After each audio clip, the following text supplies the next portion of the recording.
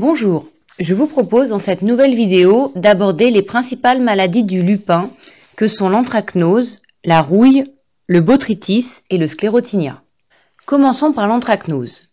L'anthracnose, c'est la maladie la plus préjudiciable au lupin. C'est une maladie qui peut être transmise par les semences ou les résidus de culture.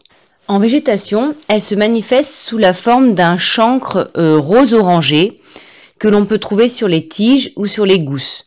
Elle provoque également la courbure des tiges. C'est une maladie qu'on va pouvoir identifier au printemps sur lupins d'hiver ou de printemps, généralement commençant par des foyers qui peuvent, en cas de printemps humide et doux, s'étendre à l'ensemble de la parcelle. C'est une maladie qui peut être très préjudiciable au lupin et entraîner de grosses pertes de rendement. La seconde maladie que nous verrons aujourd'hui est la rouille du lupin. C'est une maladie qui se manifeste sous forme de pustules orangées que l'on trouve principalement en dessous des feuilles. C'est une maladie plutôt de fin de cycle qui va se développer par temps chaud et un petit peu humide et qui peut provoquer des dégâts importants dans la parcelle car elle peut se développer assez rapidement. Le lupin peut également être porteur de botrytis, qui est le même champignon que celui du pois.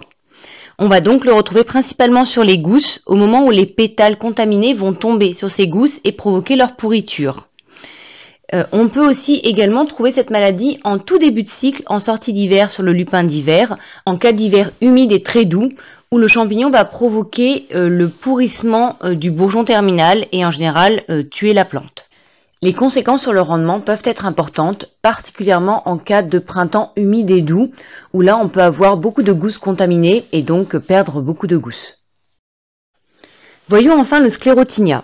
Le sclérotinia, c'est donc le même champignon que l'on peut trouver sur pois et févrole, mais également sur tournesol, colza ou soja. C'est une maladie qui est donc très polyphage. Elle va se manifester au niveau des tiges par un dessèchement de celles-ci et l'apparition d'un mycélium. En ouvrant les tiges, on va pouvoir trouver des sclérotes. C'est une maladie qui peut être très préjudiciable au lupin car elle peut provoquer la cassure des tiges et donc la perte de la plante. Voilà pour les maladies du lupin. J'espère que cette vidéo vous aidera à mieux diagnostiquer vos parcelles. À bientôt!